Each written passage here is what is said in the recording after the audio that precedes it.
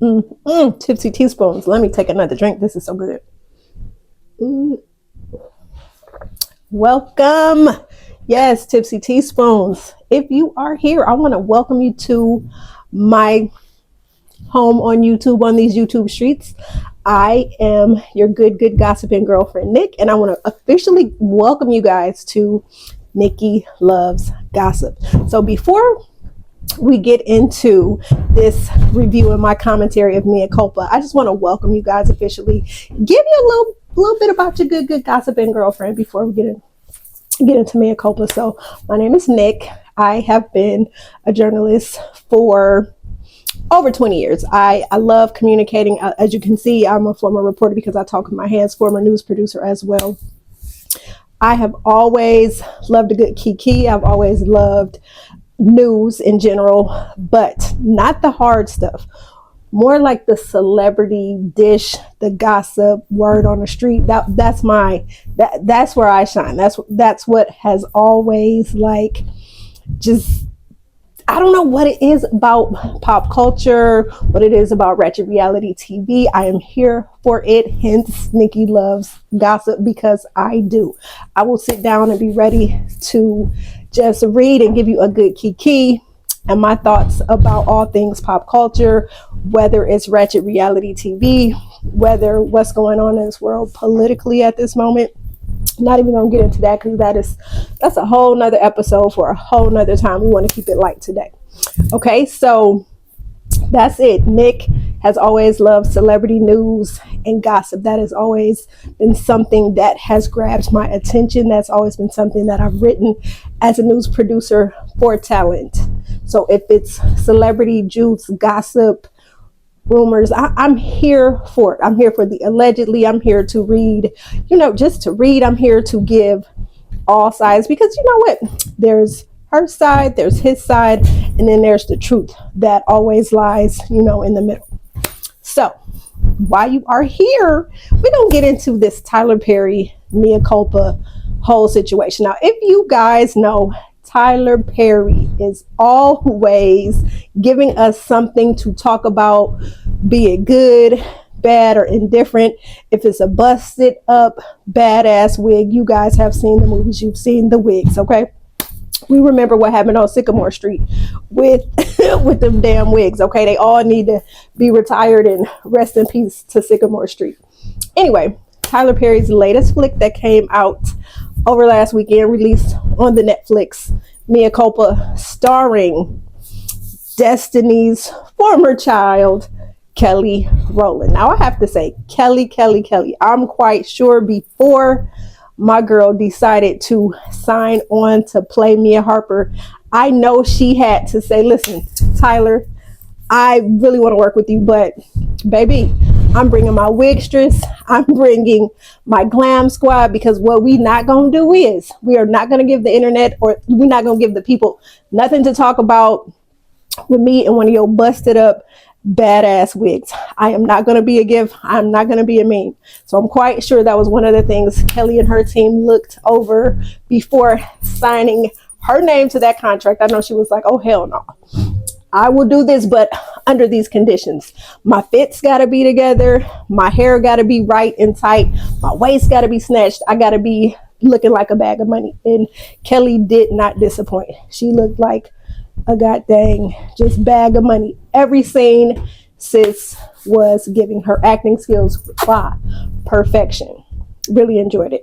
So, brief synopsis about Mea Culpa. So, Mea Culpa is a sexy,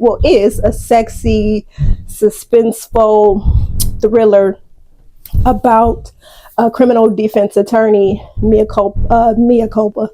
Harper, played by Kelly Rowland. Okay, so Mia is this powerful ass defense attorney. She is just really good at her job. Works for, I'm quite sure, a prominent Chicago law firm. Okay, Mia's career seems to be going very well. However, she is married to a bum ass drug addict, alcoholic loser by the name of Cal. So the movie opens with Mia and Cal in counseling. They are discussing the issues that they currently have. One of them being Cal getting a little too friendly with a friend girl of his. with a friend girl of his. Also, Cal just so happens to be a mama's boy. Okay, so while they're in the middle of therapy, his phone rings. Surprisingly, it's his mom's birthday. Now, his mom, most definitely a piece of work. This white woman who played his mom was just definitely a piece of work. She was very rude. She was very disrespectful. So one of the things we're going to find out, the Harper family is very controlling. They're very narcissistic. And Cal has a brother who is a prominent prosecutor. So what's going on in this story is that there's this artist, Zaire Malloy, who the ladies, when they saw that piece of chocolate, the internet just went wild. The ladies, oh, everybody want to take a paint and sip class now, because that's how sexy they said that Zaire is. Okay, so anyway, Zaire is accused of killing his girlfriend. And apparently he must have smashed her head in, broken the skull, and then from what we know is the skull fragments have been just smeared into one of his paintings. Okay, so anyway, Zaire is a playboy, in my opinion, just a fuckboy who gets all the hoes. And so his MO is that he gets the hoes, he beds the hoes, and he paints the hoes when he's done with them. And that's how they fall for him, because they wake up after a night filled of just filthy, nasty ass sex. They wake up and he has painted a beautiful masterpiece of their likeness. And they instantly, of course, they've already given up the panty draw, so they giving it up again, and they're just consumed and just entangled. He just got them all entangled. So anyway, Zaire is accused of killing his girlfriend. Okay, so Mia's brother-in-law, Ray, who is the attorney, he is trying this case against Zaire Malloy. Now, so let's backtrack. So Mia, Cal, they are in a therapy session. Cal gets a phone call. It's his mom. It's her birthday. They're supposed to be going to her birthday dinner. So Mia's like, listen, we got 20 minutes left in this session. I'm going to stick around and finish talking to the therapist. Cal is like, but my mom. So she just tells him to go ahead. I'll see you at the restaurant. Boom. So Mia finishes the therapy session. She arrives to the restaurant when she is approached by the restaurant owner, who is saying, hey, Zaire Malloy is in trouble, standing accused of murdering his girlfriend. He needs an attorney, and I told him you would represent him. So flattered, Mia's like, okay, well, let me think about that. Let me wrap my head around this whole situation. So she puts that on pause, enters the birthday dinner at the restaurant. Now, mind you, she again looking like a bag of money. Y'all, Kelly y'all know she just beautiful. Just this beautiful chocolate statuesque. She just got it. So she walks into the restaurant and she sees her best friend, Charlize or Carlize, Lise. Okay, so her best friend, played by y'all think the P Valley. I miss P Valley, y'all. P Valley, what happened? What really happened? I was really invested in Miss Mississippi. But anyway, Shannon Thornton plays Charlize. Now, if y'all watch P Valley, y'all already know Miss cricket letter, cricket letter. Just beautiful. Again, another chocolate goddess, played by Shannon Thornton, is Charlize. Charlize is married to Ray. So she and Mia are sister-in-laws, and they are also best friends. So she arrives at the dinner. Soon as Mia walks into this dinner, her rude as hell, white woman stepmama, what she might as well have been, mother-in-law, just comes at her with these barrage of just insults, just ignorant, just trifling. And so why I say she's trifling is because remember that friend girl that they were talking about in therapy? Well, the mama invites the friend girl to the dinner, and instead of sitting Mia and Cal next to each other, she sits Mia and Carlize at the end of the table, and then sets the friend girl and Cal next to each other. How fucking rude. Like, seriously, like, come on now. So all while they're having the dinner, come to find out, mother-in-law has cancer. So of course Cal is just like, oh, mom's, she's really sick and I want to, spend as much time as I can with her and all this stuff. So mind you, cancer. So they're at this dinner, and all while they're at the dinner, Mia and Lise are, just kikiing like good girlfriends do. And so mama-in-law is just like, yeah, you guys should be together, just like pushing for Cal and his friend girl to be together, all while Mia is within hearing distance, so she can just hear the disrespect. She does not say anything. Cal does not say anything. Say, oh, mom, now hold on. Like, see, first of all, as your husband, he should have stopped the bullshit when his mom set the friend girl next to him in the first place. Because what we not gonna do is disrespect marriages in these streets. So mom's was just mad disrespectful.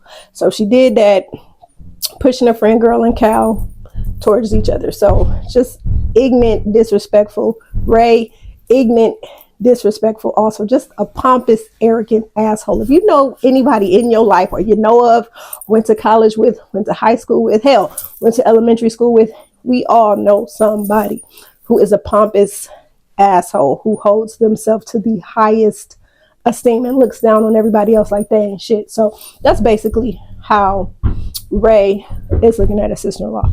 Now, mind you, Mia and Cal, the drug addict, alcoholic, who is not employed, which means Mia, being an attorney, is carrying on all the bills. Now, Cal was an anesthesiologist. So Cal got fired from work because, he decided to show up to work drunk and high. Drunk and high. You are an anesthesiologist, which means you put patients under. You put them under. You put them under. And you drunk and high. And you think you're going to come and get somebody prepped for surgery, and you're drunk and high. So anyway, Cal got fired. So what they're doing as a couple, trying to stand as a united front, faking the goddamn funk. Like all is well. Like Cal is still working. He doesn't want to be embarrassed, and he does not want to tell his mom or Ray that he is broke as a joke and at home playing video games for 8 hours while Mia is trying to make ends meet and, to sustain the lifestyle that they're accustomed to living. So, anyway, moving along, again, Zaire accused of murder. Ray is going to be the prosecutor in this case. So now Mia is looking over the notes of this case, and she's trying to decide if she's going to take this case on or if she's not going to take it on. So when the Harpers even hear of her flirting with the idea, Cal automatically gets upset. Oh, I know, because he sees her looking over the briefs for this case. He walks into the kitchen. I know, from playing video games. Now, mind you, he takes a little headset off. I don't know what he was playing, but he takes the headset off and has the audacity to walk his unemployed ass over to his wife, and he notices that she is flirting with these briefs. He picks it up. I know you're not thinking of representing Zaire Malloy. So Mia's like, I most definitely am. I'm against it, and Ray won't have it. And so she basically just went in on this dude. Okay, she went in and basically told him, what bills are you paying around here? So basically, unemployed. I'm not trying to hear what you're saying to me because I'm the breadwinner at this time. You are not contributing anything to this household. So I'm not trying to hear, oh, how much you got on this bill? How much you got on that bill? How much you got? He ain't got nothing. So she's like, I'm not trying to hear what you're trying to say. So I guess Cal's little punk ass called Ray to tell him, Mia's thinking about representing Zaire. So of course Ray and they bum ass mama have a family dinner and they invite Mia and Cal over. And so they basically, this family has no couth. They don't give a fuck about beating around the bush. So they just basically, boom. Are you about to represent Zaire? I know this is going to be a conflict of interest. This is not happening. I forbid it. So Mia, most definitely looking at her pompous ass brother-in-law, she's like, oh, I most definitely am taking the case. Okay. So of course they have to go before the judge and talk about my sister-in-law, brother-in-law, blah, blah, blah, blah, blah, blah, blah. So they iron out those details.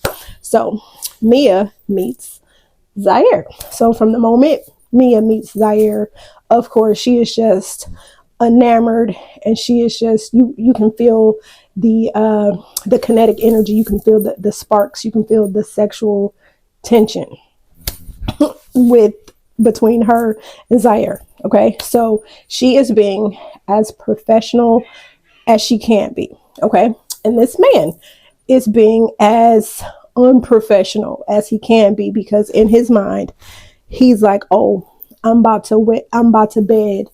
It's just a matter of time before I GTD, before I get them draws. So Mia she decides to take on the case.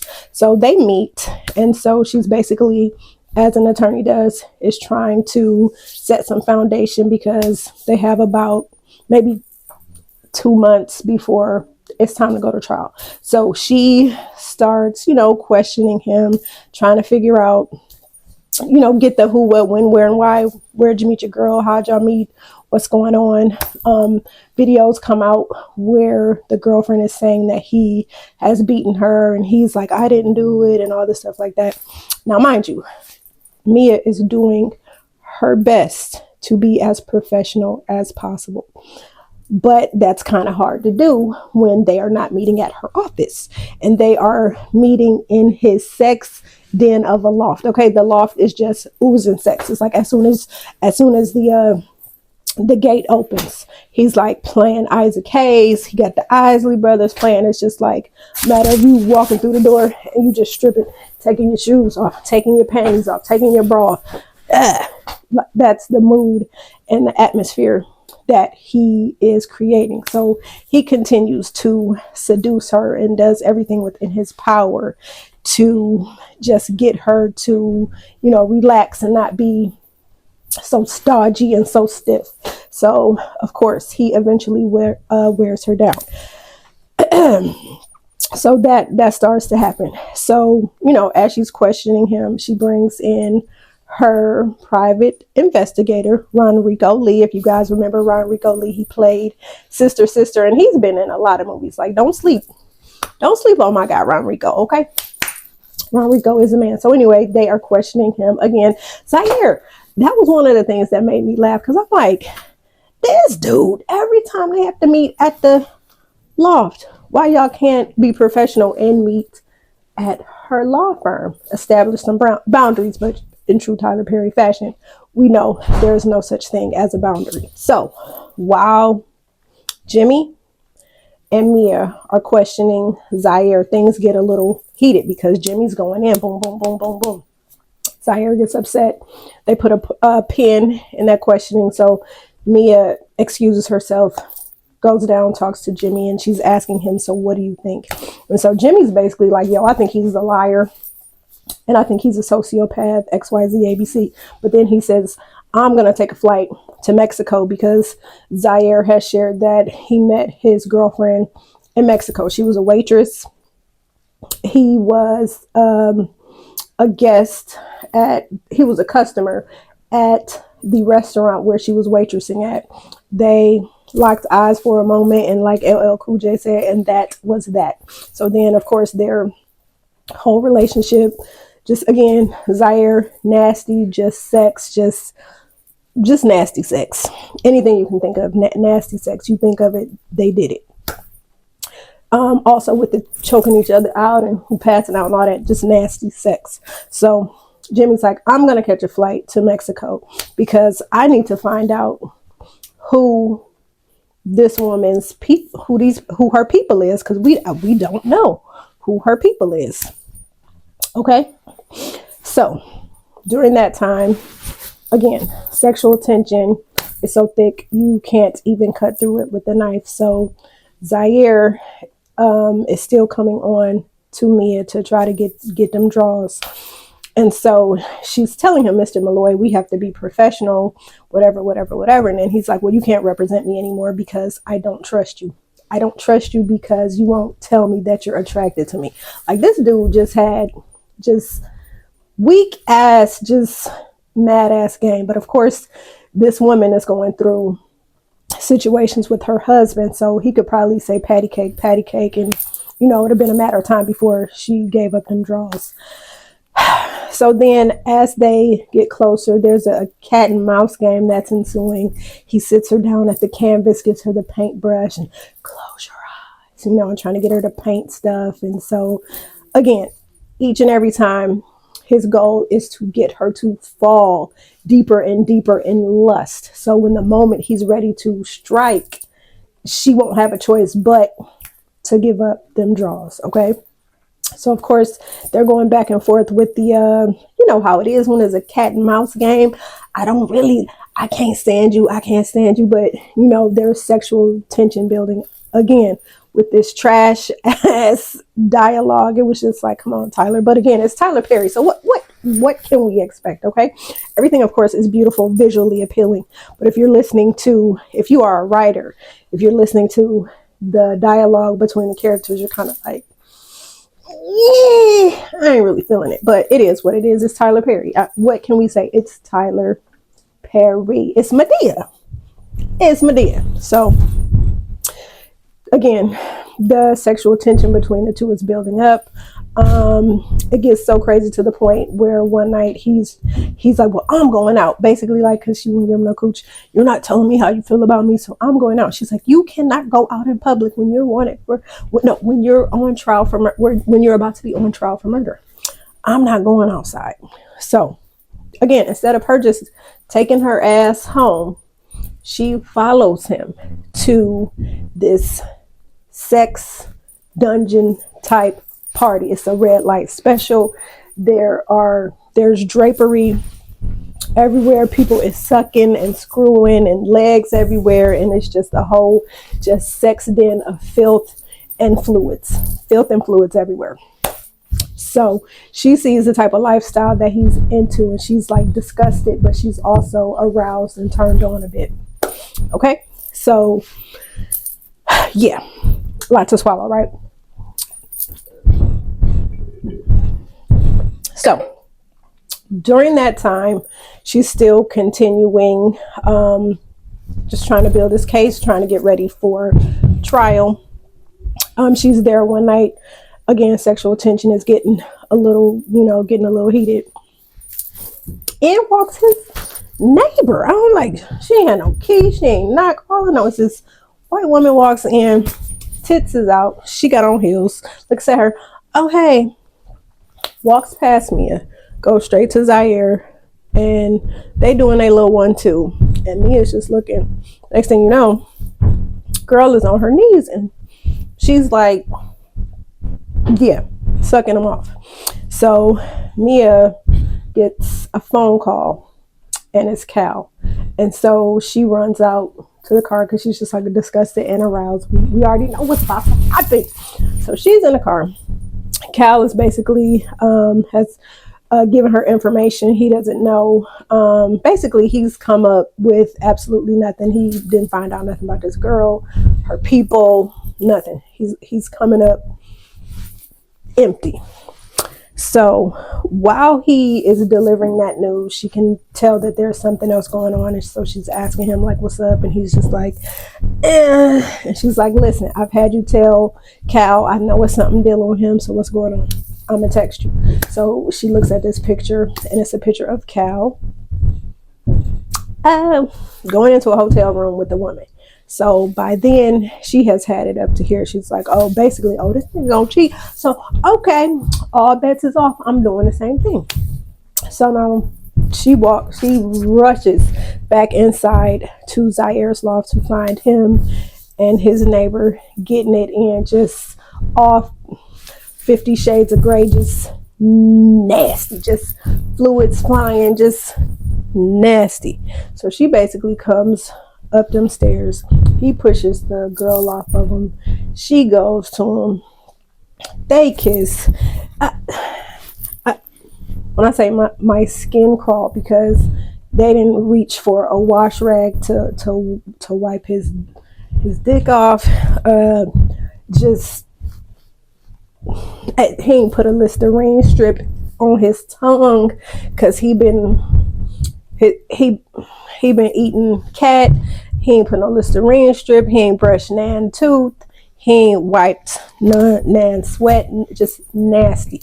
So that part right there, I was just like, is like an STD just waiting to happen. I'm talking about, I'm itching, just itching, because it's like, we know 48 hours, maybe 72 hours later, it's gonna be some itchy scratchy. Somebody gonna take a piss, and it's gonna turn up fire. Okay, so they start kissing, and then of course, he's trying to lift up her shirt, and I can't, and so he's like, whatever. So basically, he knows that she cannot. He don't want to be disrespectful and screw her in the wet spot that he just had with this woman here. So he put on his pants. Don't put on no drawers, but put his nasty, just wet dick in some pants, and he gets dressed, and he grabs her hand, and they hop on his motorcycle, and he takes her to his other sex den, again, where he has bedded down more hoes. Now, this is the part of the movie that everybody said is their favorite part of the movie. So they get to his loft number 2. Oh, that was 4 fingers, his loft number 2. And so he sets this mood. Now, mind you, he still ain't took no shower, so that means the cum and stuff from her has crusted over. Okay, right. So crusted over. He's got crust and bacteria in his pants. So he lifts up the gate. They walk in. He sets the mood. He lights the candles. He pours the drinks, and get her buzzed, trying to get her to feel good. And so she takes her top off, and then he lays down the canvas, and he pulls out his paint, and then he just starts stroking her, and then starts rubbing it into her skin. And she rubbing it into his skin, and they rubbing it on each other. Then they just do it on the canvas. Now, mind you, the crust that has built up from his last sexual encounter, that mixed with the paint, and they just have at it the nastiest, filthiest, just sex you can think of on the canvas. So she got crust and paint all in her lady parts and stuff, just a mess. But mind you, the cinematography, is that a word? Cinematography? The cinematography of this sex scene, the way that it was shot, the display of colors mixing together against their chocolate bodies. Ooh, I need a cigarette. That's how amazing, and how just so they get it in. They get it in. Woo! So they get it in. So remember I told y'all about Zaire, right? Zaire has an MO. He bend these hoes, and while they sleeping, he paint their asses, and then they wake up. Oh my God, that's here. That's painted me. Oh, I'm the flavor of the month. But of course, these women don't know that they're the flavor of the month or the week. No, depending on how fast he's betting. So Mia wakes up, and she sees her beautiful face on a canvas. So of course she's just like, oh, Zaire. So they're in the bed, embracing, whatever. Now, mind you, this woman's married. So she dresses, I don't know if she went home I don't know. It's just filth and fluids. That's all I can think about. So she gets to work. She arrives there. Charlize and Cal are there, and they're like, where the hell have you been? I've been calling you all night. So come to find out, Jimmy got his situation mixed up. Cal did not cheat, so Mia cheated. So Cal, of course, figures that out, and the family, as they do, because they're so goddamn judgmental, they call Mia over So they're having a family meeting, and you know how Ray, prosecutor, we know where you were last night. Tell him. So she lets the cat out the bag that she slept with him, and the bad acting with the fake tear. Y'all seen the tear. I feel like they said cut real quick, and somebody dropped some Visine in Cal's eyes so the tears could fall. So anyway, he cries. He's upset. Blah blah blah blah blah blah blah. Upset, pissed. So Mia at this time has to recuse herself because she screwed her client. So of course she cannot do that. So she takes a break, walks away from the family. So she decides, oh, I need a break. I need to get my life together. So while she is she's in the DR, and while she's in the DR, remember Zaire's girlfriend was supposedly murdered. She sees Zaire's girlfriend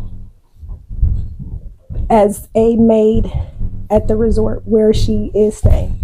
So the woman sees her, she sees the woman. I think her name was Hedeyyy. Don't quote me on that. Comment below if you remember what the girlfriend's name was. So Mia sees her. Oh shit, this is crazy. Zaire is innocent. So she tries to run to catch the lady. The lady pushes the little cart in front of her and sprays her in the eye. And so she's screaming. And so she calls Ray. Of course, Lisa answers the phone and she's like, yo, I need to talk to Ray. So she gets on the phone with Ray. Ray, Heidi's alive. Zaire is innocent.